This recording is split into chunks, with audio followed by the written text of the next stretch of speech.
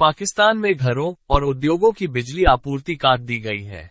नकदी संकट से जूझ रहा ये देश अब अपने बिजली संयंत्रों को ईंधन देने के लिए विदेशों से प्राकृतिक गैस या कोयला खरीदने का भी जोखिम नहीं उठा सकता है।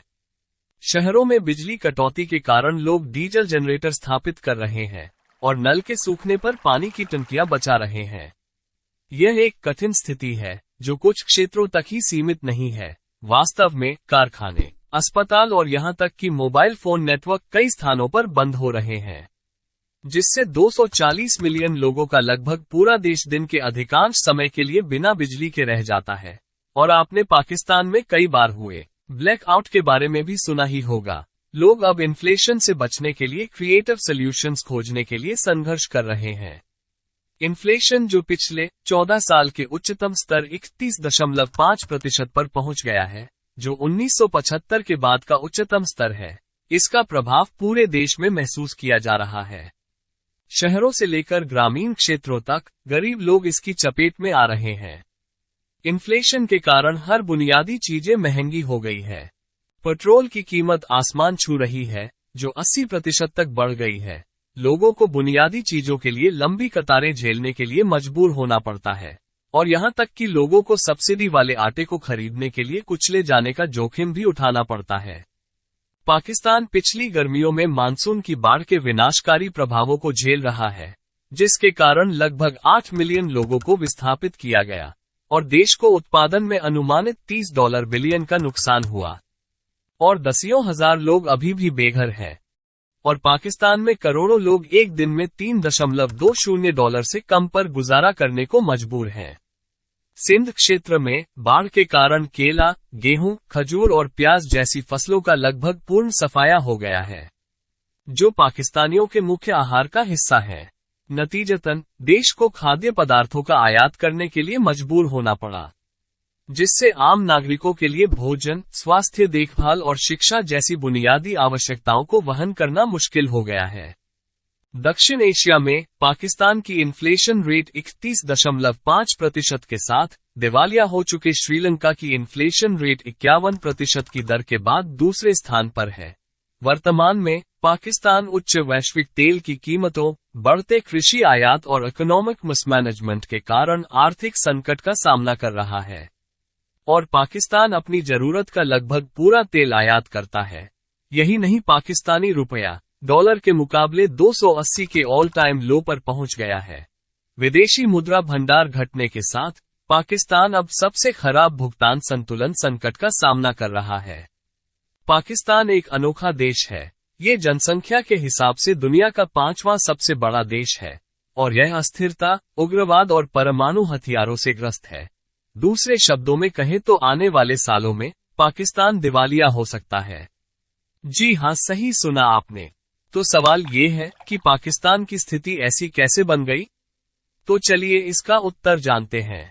पाकिस्तान लंबे समय से आर्थिक चुनौतियों का सामना कर रहा है, आयात पर उनकी निर्भरता और आने वाले पर्याप्त डॉलर की कमी के कारण। हाल के वर्षों में कई भुगतान संतुलन संकट पैदा हो गई है। इसके अलावा पाकिस्तान ने सड़कों और बिजली संयंत्रों जैसी चीजों का निर्माण करने के लिए चीनी लोन लेकर खुद को चीनी ऋण में फंसा लिया है, जिसके बारे में मैंने एक वीडियो भी बनाई है। बाहरी परेशानियों से ज्यादा पाकिस्तान आंतरिक समस्याओं का सामना कर रहा है। अभी पिछले साल 10 अप्रैल को पाकिस्तान के 22वें प्रधानमंत्री श्री इमरान खान को अविश्वास प्रस्ताव में उनके पद से हटा दिया गया था, जिसके पीछे पाकिस्तानी सेना का हाथ था, क्योंकि इमरान खान पश्चिम के देशों को कम तवज्जो देते थे, जो पाकिस्तानी सेना को पसंद नहीं था। खैर, पाकिस्तान का 1947 से न्यू कंट्री बनने के बाद से पाकिस्तान को चलाने में सैन्य भागीदारी का इतिहास रहा है, और चाहे वो सैन्य तानाशाही के माध्यम से हो या पर्दे के पीछे से। यह व्यवहार पाकिस्तानी सरकार के कामकाज को खराब करता है और यहाँ के लोकतंत्र को कमजोर करता है। जब सेना बहुत अधिक शक्तिशाली हो जाती है तो ये स्थिति को और भी खराब कर सकती है, जैसा कि म्यांमार में हाल के तख्तापलट में देखा गया है। सैन्य हस्तक्षेप लोगों की इच्छा को पूरी तरह से कमजोर कर सकता है और व्यापक निंदा का कारण बन सकता है, और ये कार्रवाई आम नागरिकों के हितों के खिलाफ काम करती है और ये एक अस्थिर और अनिश्चित भविष्य का निर्माण कर सकती है। पाकिस्तान में सेना की भागीदारी राजनीति के अलावा व्यापार में भी फैली हुई है। कई वर्तमान और पूर्व सैन्य कर्मियों ने व्यापार में महत्वपूर्ण भूमिकाएं निभाई हैं, जो पाकिस्तान की अर्थव्यवस्था को प्रभावित करती हैं। इन भूमिकाओं में बिजली, पानी, टेलीकॉम और हाउसिंग जैसी सरकारी एजेंसियां चलाना, और यहां तक इनमें सिविल एविएशन अथॉरिटी और राष्ट्रीय स्वास्थ्य संस्थान जैसी राज्य के स्वामित्व वाली फर्म भी शामिल हैं। इसके अतिरिक्त, जैसा कि पाकिस्तान के मामले में देखा गया है, सेना की आर्थिक गतिविधियों में वृद्धि के कारण सेना की राजनीतिक शक्ति सीधे तौर पर बढ़ जाती है। पाकिस्तान में सैन्य जनरल अक्सर देश के सामाजिक आर्थिक विकास में योगदान के साधन के रूप में व्यापार में अपनी भागीदारी को सही ठहराने की कोशिश करते हैं। फैक्ट ये है कि पाकिस्तानी सेना पर पाकिस्तान अपने जीडीपी का 17.8% की तुलना में शिक्षा पर अपने जीडीपी का केवल 2.4% खर्च करता है, जो कि शिक्षा पर खर्च पूरे दक्षिण एशियाई और पड़ोसी देशों में सबसे कम है। विश्व बैंक ने कहा कि वित्त वर्ष 2023 में पाकिस्तान की आर्थिक वृद्धि लगभग 2% तक रहने की उम्मीद है। फिर भी पाकिस्तान की परमाणु क्षमताओं के गलत हाथों में पड़ने के खतरे को देखते हुए दुनिया पाकिस्तान को धराशायी नहीं होने दे सकती। ऐसी स्थितियों में आईएमएफ और विश्व बैंक जैसे संगठन कदम उठाते हैं।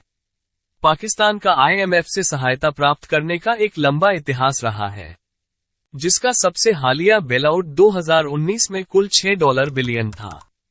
हालांकि बेलआउट शर्तों के साथ आते हैं, लेकिन दुर्भाग्य से इस बार स्थिति अलग है। पाकिस्तान अपने आगामी चुनाव के कारण पाकिस्तान एक और आईएमएफ बेलआउट पाने के लिए संघर्ष कर रहा है। लेकिन वहीं दूसरी तरफ पाकिस्तान के राजनेताओं का मतदाताओं को लुभाने के लिए दिल खोलकर खर्च करने का इतिहास रहा है।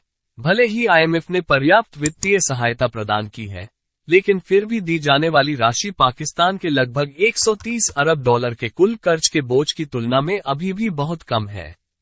विश्व बैंक ने हाल ही में प्रकाशित अपनी वार्षिक ऋण रिपोर्ट में अनुमान लगाया है कि 2023 तक पाकिस्तान का कुल बाहरी ऋण $130 बिलियन था, और पाकिस्तान को वित्त वर्ष 2023 तक $33 बिलियन का कर्ज चुकाना है। पाकिस्तान का अधिकांश बाहरी ऋण, जो लगभग $130 बिलियन का है, जिसमें से अकेले चीन के पास पाकिस्तान के बाहरी ऋण का लगभग $30 बिलियन है। विश्व बैंक के आंकड़ों के अनुसार 2010 और 2023 के बीच गरीब देशों का बाहरी ऋण दोगुना से अधिक बढ़कर $860 अरब हो गया। इसी समय के दौरान गरीब देशों द्वारा चीन पर बकाया बाहरी ऋण का हिस्सा 2% से बढ़कर 18% हो गया है, जिससे चीन विकासशील देशों के लिए दुनिया का सबसे बड़ा सॉवरेन क्रेडिटर बन गया है। हाल के वर्षों में कुछ विकासशील देशों ने खुद को गंभीर वित्तीय संकट में पाया है। उदाहरण के लिए, श्रीलंका इस साल अपने विदेशी बॉन्ड होल्डर्स पर डिफॉल्ट करने वाला पहला देश था। हालांकि श्रीलंका पर चीन का केवल 10% कर्ज बकाया है, लेकिन अब डिफॉल्टर का खतरा अल सल्वाडोर, घाना, मिस्र, ट्यूनीशिया और पाकिस्तान जैसे अन्य देशों पर मंडरा रहा है, जिनमें से सभी का डिफॉल्ट होने का अनुमान लगाया जा रहा है। पाकिस्तान के मामले में स्थिति विशेष रूप से अनिश्चित है, क्योंकि उसके पास 3 सप्ताह के आयात को कवर करने के लिए विदेशी मुद्रा भंडार में केवल $3 बिलियन है। अंत में, पाकिस्तान महत्वपूर्ण आर्थिक चुनौतियों का सामना कर रहा है, जो उसकी अर्थव्यवस्था के लिए हानिकारक है। उच्च मुद्रास्फीति दर से लेकर बढ़ते सार्वजनिक ऋण, बेरोजगारी और भ्रष्टाचार तक, इन मुद्दों का देश के आर्थिक विकास पर गंभीर प्रभाव पड़ता है। इन चुनौतियों से निपटने के लिए पाकिस्तान की सरकार को व्यापक और निरंतर प्रयासों की आवश्यकता है, जिसमें ठोस आर्थिक नीतियों को लागू करना, उत्पादक क्षेत्रों में निवेश को बढ़ावा देना, नौकरी के अवसर पैदा करना और भ्रष्टाचार से निपटना शामिल है। खैर, आप पाकिस्तान की इकोनॉमी के बारे में क्या सोचते हैं? हमें कमेंट में जरूर बताएं। तब तक के लिए अपना ख्याल रखें। चैनल सब्सक्राइब करें, वीडियो शेयर करें। धन्यवाद। जय हिंद।